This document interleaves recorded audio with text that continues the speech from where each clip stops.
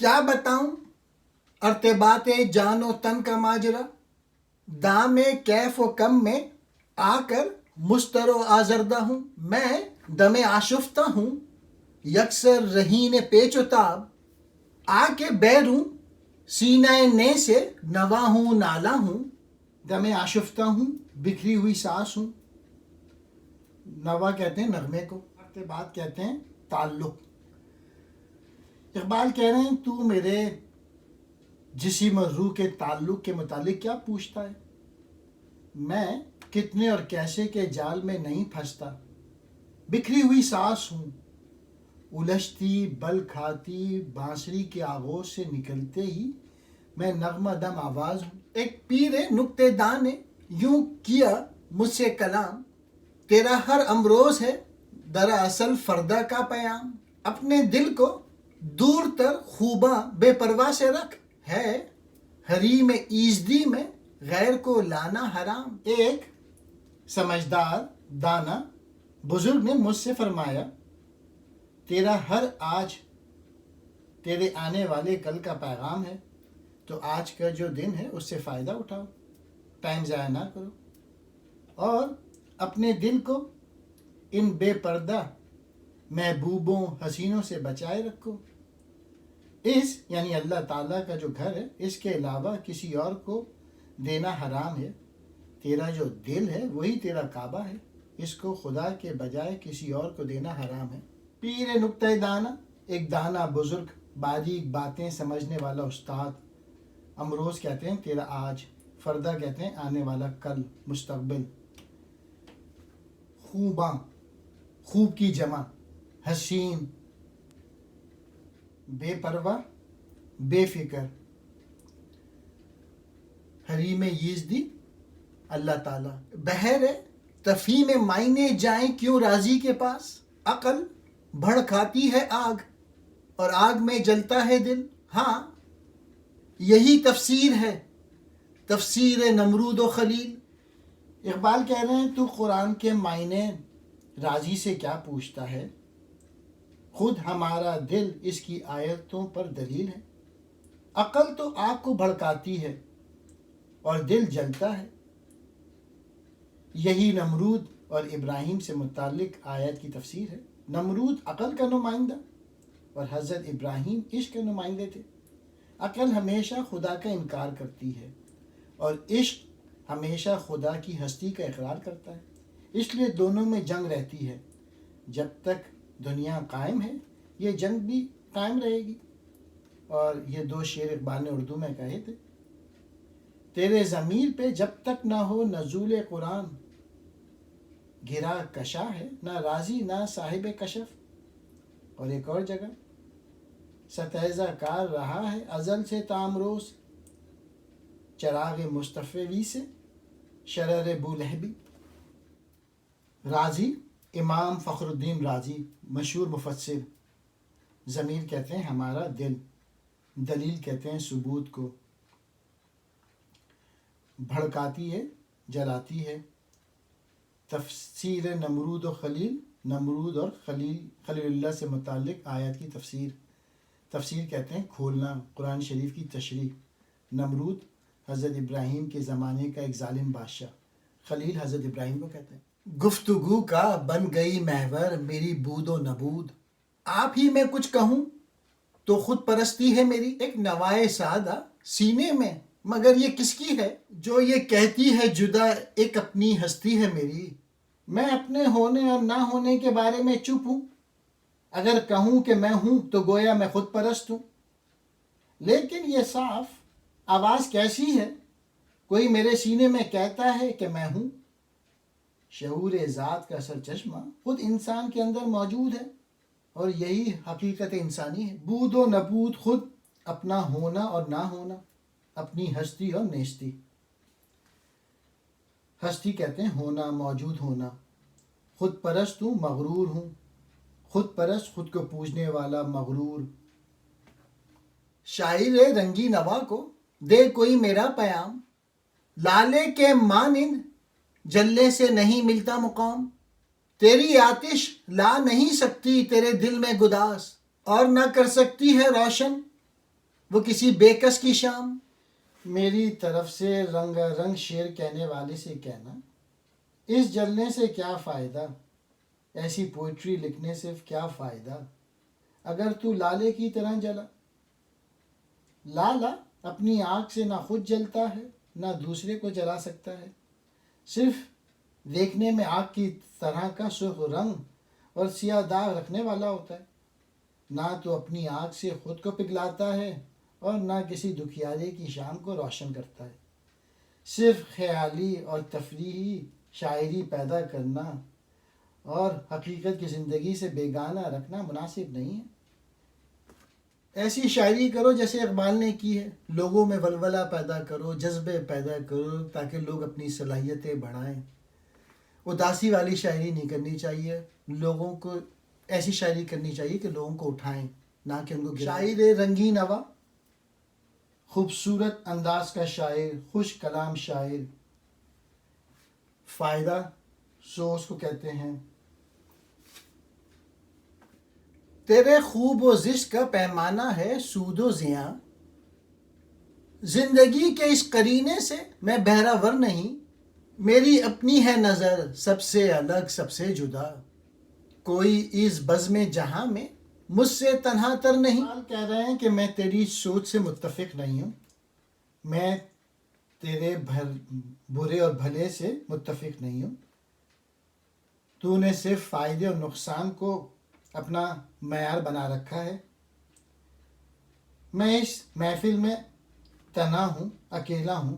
میں دنیا کو اور نظر سے دیکھتا ہوں. وہ نگاہ فطرت اور حقیقت کو دیکھنے والی ہے. خوب کہتے ہیں بھلے کو، اچھے کو، زشت کہتے ہیں برا، سود و زیاں فائدہ اور نقصان. تجھ کو شاید یہ نہیں معلوم اے شیخ حرم، عشق کی دنیا جسے کہتے ہیں بے محشر نہیں. ہاں گناہ و نامہ و میزان سے وہ بیگانہ ہے، اس کی نظروں میں کوئی مسلم نہیں کافر نہیں. اے شیخ حرم، شاید تو نہیں جانتا کہ عشق کی دنیا کے لیے بھی جزا کا ایک دن ہے. اس دن نہ گناہ و ثواب کا ذکر ہوگا، نہ نامہ اعمال کسی کے ہاتھ میں لیا جائے گا، اور نہ میزان قائم ہوگا.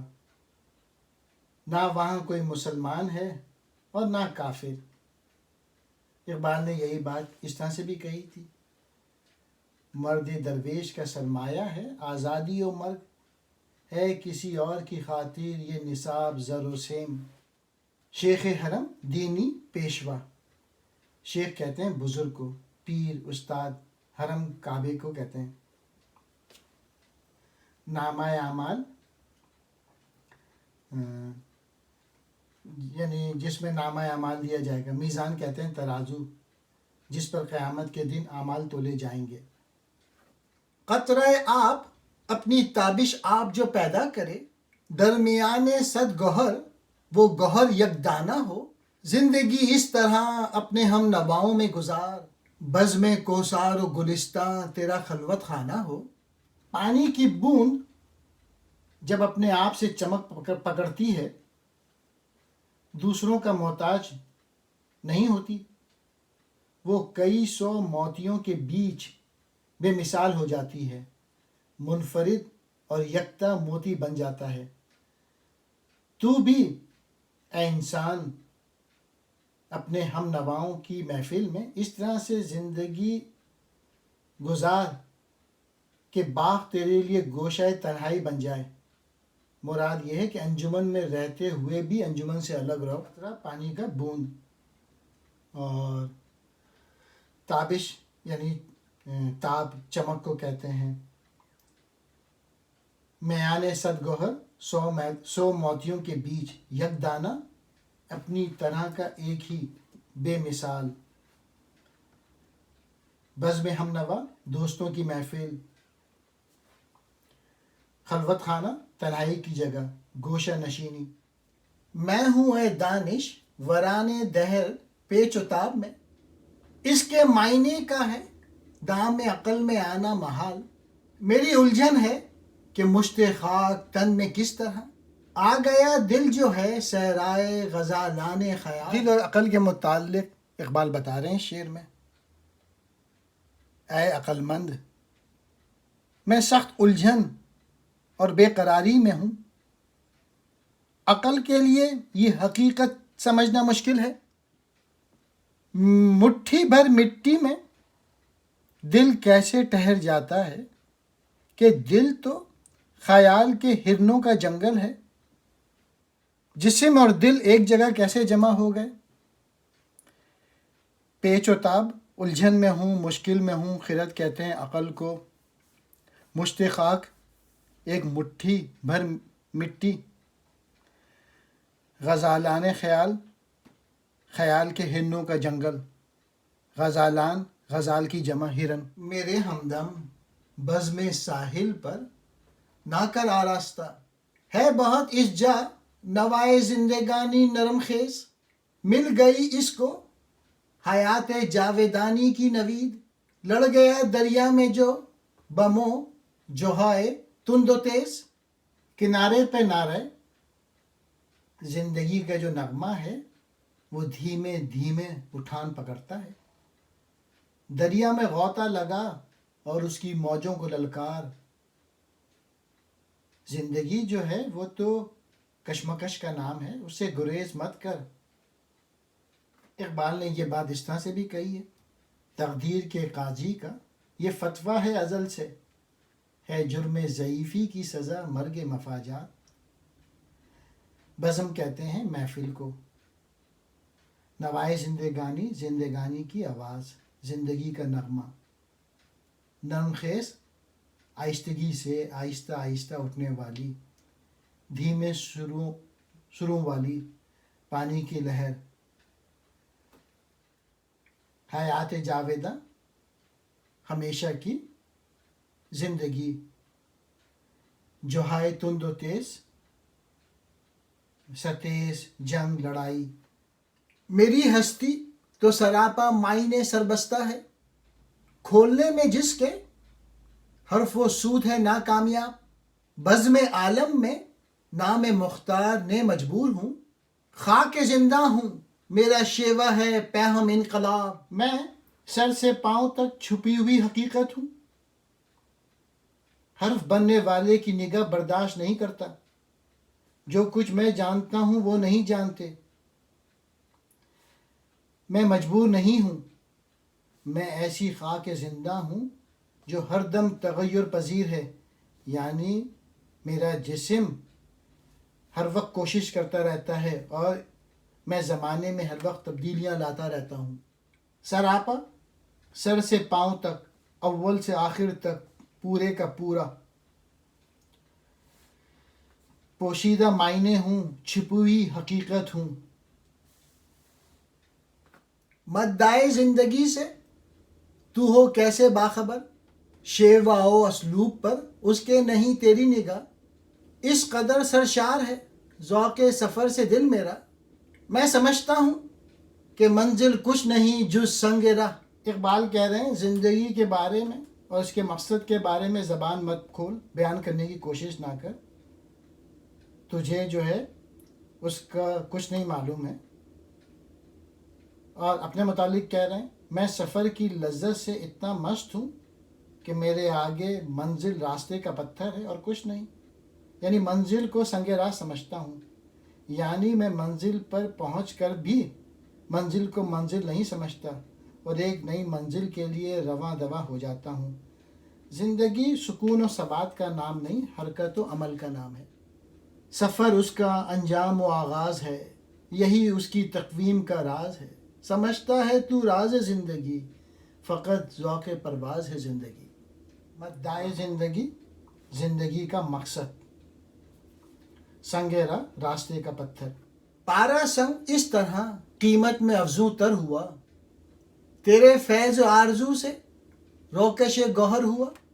بندہ زر خود کو تو پیمانہ زر سے نہ ناپ.